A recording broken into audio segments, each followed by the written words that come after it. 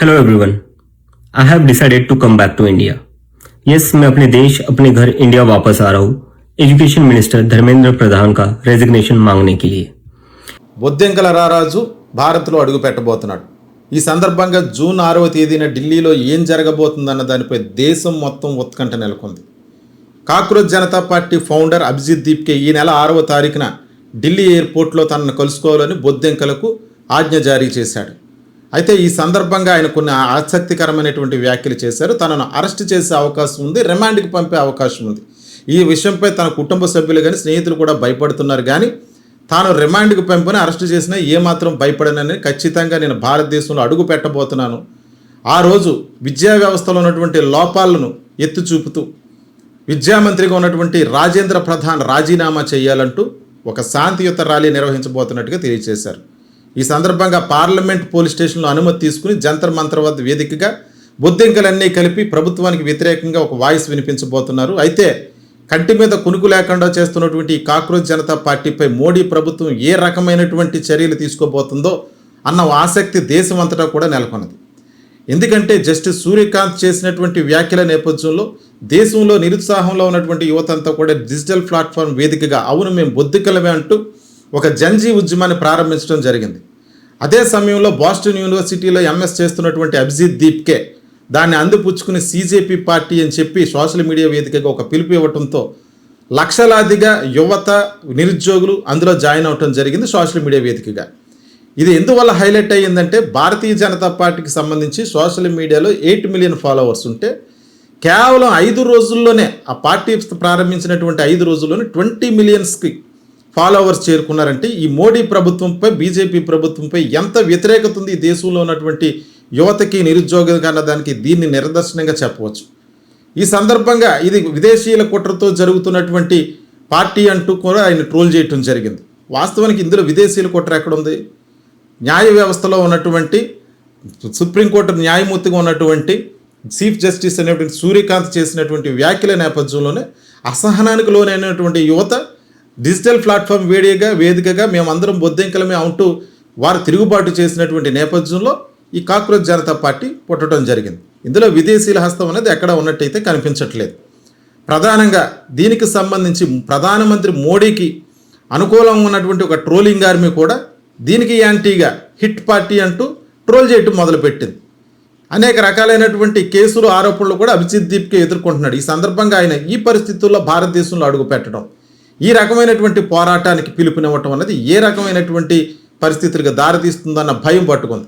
ఎందుకంటే కేవలం digital platform వరకు పరిమితమైనటువంటి ఈ ఉద్యమం రేపు 6వ తారీఖున ఢిల్లీ నడివీధుల్లో అడుగు పెట్టబోతుంది. ఎన్ని బొద్దింకలు అక్కడికి చేరుకోబోతున్నాయి, ఇది రగిల్చే చిచ్చు ఎంతవరకు వెళ్ళబోతుంది, భారతదేశంలో ఉన్నటువంటి రాజకీయాన్ని ఏ రకంగా ప్రభావితం చేయబోతుంది, అసలు ఏం జరుగుతుందన్నదే ఈ అంశంపై ప్రధానంగా ఆసక్తి నెలకొనడానికి కారణం.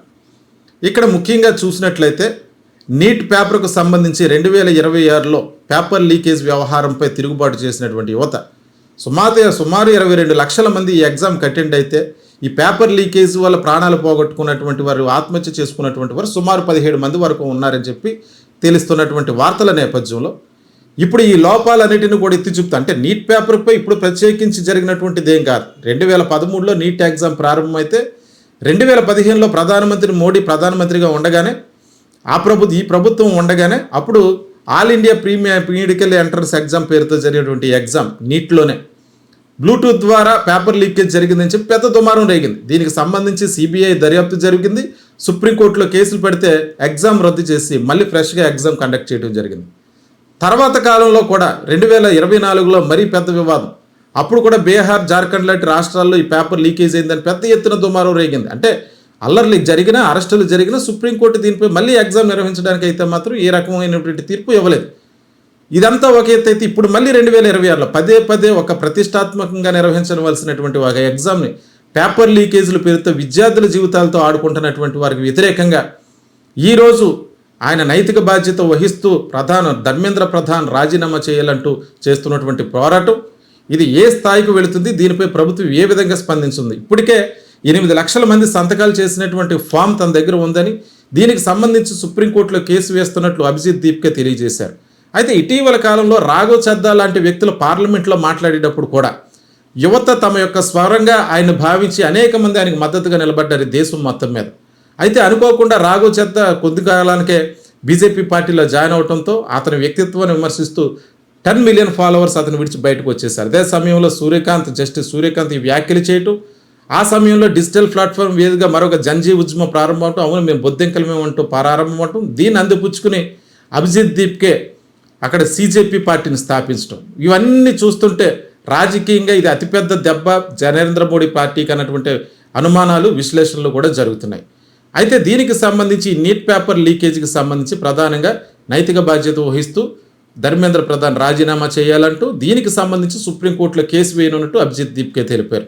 అయితే వీటన్నిటి పరిణామాల నేపథ్యంలో ఎంతమంది ఆ రోజు ఢిల్లీ నడివీధుల్లోకి ఎన్ని బొద్దింకలు రానున్నాయి, ఎంతమంది ఈ కార్యక్రమానికి మద్దతుగా పాల్గొబోతున్నారు, దీన్ని పోలీసులు అడ్డుకుంటారా, లేకపోతే ఇప్పుడున్నటువంటి కేంద్ర ప్రభుత్వం దీనిపై ఏ రకమైనటువంటి చర్యలు తీసుకోబోతుంది, అన్ని ఉద్యమాలను అణిచివేసినట్టుగా ఈ జంజీ ఉద్యమాన్ని కూడా అణిచివేయడం కుదురుతుంది. అంటే ఇక్కడ ప్రధానంగా అభిజిత్ దీప్కే చెప్పినటువంటి ఒక వ్యాఖ్య ఏంటంటే, మన కోసం ఎవరో వాయిస్ వినిపిస్తారని చెప్పి ఎదురు చూడటం కన్నా మన వాయిస్ మనమే వినిపిందాం, ధైర్యంగా నిలబడదాం అంటూ అతను ఇచ్చినటువంటి పిలుపుని మేరకు ఎంతమంది ఈ ప్రోగ్రాంలో పాల్గొంటారు, ఈ ఉద్యమం ఏ రకమైనటువంటి చిచ్చు రగిలిస్తుంది అన్నది మొత్తం అంతటా కూడా దేశం మొత్తం ఆసక్తిగా ఎదురు చూస్తుంది. ఏం జరగబోతుందో జూన్ 6వ తారీఖున ఢిల్లీ వ్యాప్తంగా ఏ రకమైనటువంటి ఉద్యమం జరగబోతుందో ఎదురు చూడాల్సి ఉంది.